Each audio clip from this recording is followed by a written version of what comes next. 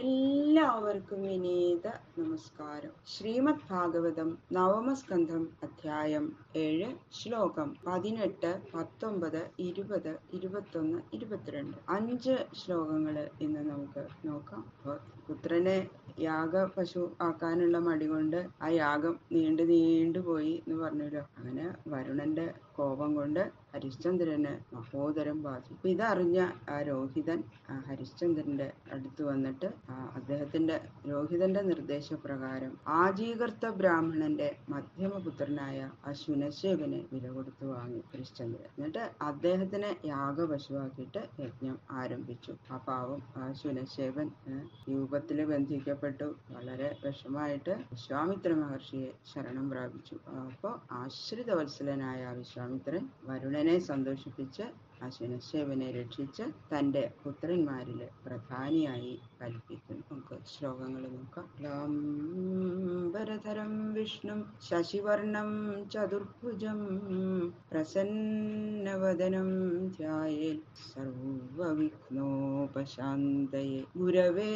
സർവലോകാനാം ഭിഷജേ ഭവരോഗിണാം നിധയേ സർവവിദ്യാനാം ദക്ഷിണാമൂർത്തയേ നമഃ. പീതാംബരം കരവിരാജിത ശംഖചക്ര കൗമോദഗീ സരസിജം കരുണാസമുദ്രം രാധാസഹായം അതിസുന്ദരമന്ദഹാസം വാതാലയേശമനിശം ഹൃദി ഭാവയാമി. ശ്രീ ഗുരുവായൂരപ്പ ശരണം. കഥാമയം ഭാഗവതാഭിധാനാം ഹരേ തനും ദേ ചരിതൈ യഥാമതി ത്വൽപരിതോഷകാമസ്തൗമി പ്രസീദ അച്യുതാ മാരുതേശ. ഗംഗണപതയേ നമഃ. സംസരസ്വത്യൈ നമഃ. ഗുരുഭ്യോ നമഃ. ഓം നമോ ഭഗവതേ വാസുദേവായ.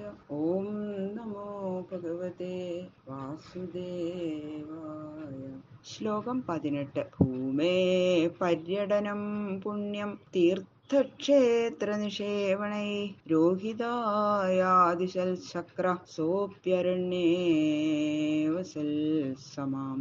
തീർത്ഥക്ഷേത്ര നിഷേവണൈഹി തീർത്ഥങ്ങളെയും ക്ഷേത്രങ്ങളെയും സേവിച്ചുകൊണ്ട് ഭൂമിയെ പര്യടനം ഭൂമിയുടെ നാലുപാടുമുള്ള സഞ്ചാരം പുണ്യം പുണ്യജനകമെന്ന് ശക്ര ഇന്ദ്രൻ രോഹിതായ ആദിശൽ രോഹിതന് ഉപദേശിച്ചു. സ അപി അദ്ദേഹവും അരണ്യേ കാട്ടിൽ സമാം അവസൽ ഒരു സംവത്സരം വസിച്ചു. അപ്പൊ അച്ഛന് മഹോദരാണെന്ന് പറഞ്ഞപ്പോ നാട്ടിലേക്ക് പുറപ്പെട്ട രോഹിതനെ തടയാണ് ഇന്ദ്രൻ. നഗരത്തിലേക്ക് പോണ്ട, പോയാൽ മരണം സംഭവിക്കുന്നൊക്കെ പറഞ്ഞിട്ട് പോയി തീർത്ഥയാത്ര ചെയ്തോളൂ എന്ന് പറയാണ്. പുണ്യതീർത്ഥങ്ങളെയും പുണ്യക്ഷേത്രങ്ങളെയും സേവിച്ചുകൊണ്ട് ഭൂമിയെ ചുറ്റി സഞ്ചരിച്ചാൽ പുണ്യം വർദ്ധിക്കും എന്ന് രോഹിതനോട് ഇന്ദ്രൻ ഉപദേശിച്ചു. അങ്ങനെ ഇന്ദ്രന്റെ ഉപദേശപ്രകാരം രോഹിതൻ ഒരു സംവത്സരക്കാലം കാട്ടിൽ തന്നെ ഏവം ദ്വിതീയേ തൃതീയേ ചതുർത്ഥേ പഞ്ചമേ തഥാ അഭ്യേത്യഭ്യേതസ്ഥവിരോ വിപ്രോ ഭൂത്വാഹ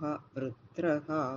സ്ഥവിര വിപ്ര വൃദ്ധനായ ബ്രാഹ്മണൻ വൃത്രഃ ഇന്ദ്രൻ അഭ്യേത്യ ആഗമിച്ചിട്ട് ഇപ്രകാരം തന്നെ 2, 3, 4, 5 വർഷങ്ങളിലും ഇന്ദ്രൻ വൃദ്ധ ബ്രാഹ്മണ വേഷം ധരിച്ച് രോഹിതന്റെ സമീപത്ത് വന്ന് നഗരാഗമനത്തെ നിരോധിച്ച് തീർത്ഥാടനത്തിനായി കൊണ്ട് ഉപദേശിച്ചു. തീർത്ഥാടനം കഴിഞ്ഞ് വരുമ്പോഴും രോഹിതൻ പാവം അച്ഛന് ഈശ്വര മഹോദരായിട്ട് ഇരിക്കുകയാണല്ലോ, ഞാൻ കാരണല്ലേ ഇവിടെ പോയിട്ട് എന്തെങ്കിലും ചെയ്യണമെന്ന് വിചാരിച്ച് പുറപ്പെടുമ്പോ ഒക്കെ ഈ ഇന്ദ്രൻ ഒരു വൃദ്ധ ബ്രാഹ്മണന്റെ വേഷം ധരിച്ചിട്ട് രോഹിതന്റെ അടുത്ത് വന്ന് അങ്ങോട്ട് തടയാണ്. പോകണ്ട എന്ന് പറഞ്ഞിട്ട് പിന്നെയും തീർത്ഥാടനം തന്നെ ചെയ്യൂന്ന് പറഞ്ഞിട്ട് 2 വർഷം കഴിയുമ്പോഴും 3 വർഷങ്ങളും 4, 5 വർഷം കഴിയുമ്പോഴും ഒക്കെ എല്ലാ വർഷവും വന്ന് ഈ രോഹിതനെ തടയാണ് ചെയ്യണത്. ഷഷ്ഠം സംവത്സരം തത്ര ചരിത്വാ രോഹിതപുരീം ഉപവ്രജൻ അജീകർത്താൽ ആക്രീണാൻ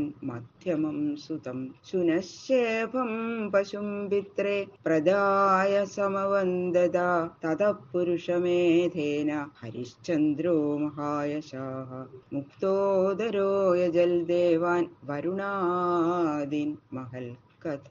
ഷഷ്ഠം സംവത്സരം, 6-ാമത്തെ സംവത്സരത്തിൽ തത്ര ചരിത്വ, അവിടെ സഞ്ചരിച്ചിട്ട് പുരീം ഉപവ്രജൻ, പുരിയെ പ്രാപിക്കുന്ന രോഹിതൻ അജീകർത്താത്, അജീകർത്തനിൽ നിന്ന് മധ്യമം ശുനശേഫം സുതം, മധ്യമനായ ശുനശേഫൻ എന്നു പേരായ പുത്രനെ അക്രീണാൽ വിലയ്ക്ക് വാങ്ങി.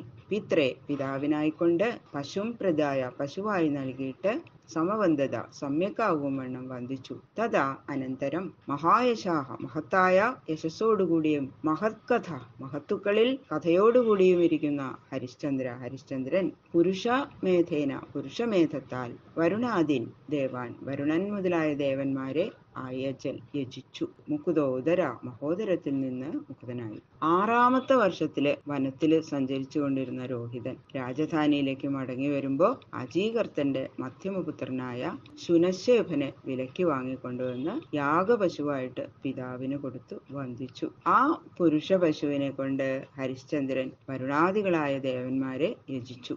അവരുടെ അനുഗ്രഹ നിമിത്തം അവരെ പ്രസാദിച്ചു. അപ്പൊ അങ്ങനെ മഹോദരം എന്ന രോഗത്തിൽ നിന്ന് മുക്തനായി ഹരിശ്ചന്ദ്ര മഹാരാജാവ്. ഈ ഹരിശ്ചന്ദ്ര മഹാരാജാവ് മഹാകീർത്തിമാനാണ്. മഹാന്മാരാൽ കീർത്തിക്കപ്പെടുന്ന ചരിത്ര വിശേഷത്തോടു കൂടിയവനും ആകുന്നു എന്ന് പറയുന്നു. വിശ്വാമിത്രോ ഭവൽ തസ്മിൻ ഹോതാചാധര്യുരാത്മവാൻ ജമദഗ്നിരഭൂൽ ബ്രഹ്മ വസിഷ്ഠോയാസ്യ സാമഗാഃ. തസ്മിൻ അതിൽ ഹോതാവായിട്ടും ആത്മവാൻ ആത്മാവിനെ അറിഞ്ഞിരിക്കുന്ന ജമദഗ്നി മഹർഷി അധര്യുവായിട്ടും അയാസ്യ സാമകഃ അയാസ്യൻ സാമഗാനം ചെയ്യുന്നവനായിട്ടും ഭവിച്ചു. അങ്ങനെ ആ ഹരിശ്ചന്ദ്രൻ ചെയ്ത ആ യാഗത്തില് വിശ്വാമിത്രൻ ഹോതാവ് ആയിരുന്നു. ആത്മജ്ഞാനിയായ ജമദഗ്നി മഹർഷിയാണ് അധര്യുവായിട്ട് ഉണ്ടായിരുന്നത്. വസിഷ്ഠൻ ബ്രഹ്മനും അയാസ്യൻ എന്ന മുനി ഉദ്ഗാതാവും ആയിരുന്നു. ബാക്കിയുള്ള ശ്ലോകങ്ങള് നാളെ നോക്കാം. സർവത്ര ഗോവിന്ദ നാമ സങ്കീർത്തനം ഗോവിന്ദ ഗോവിന്ദ.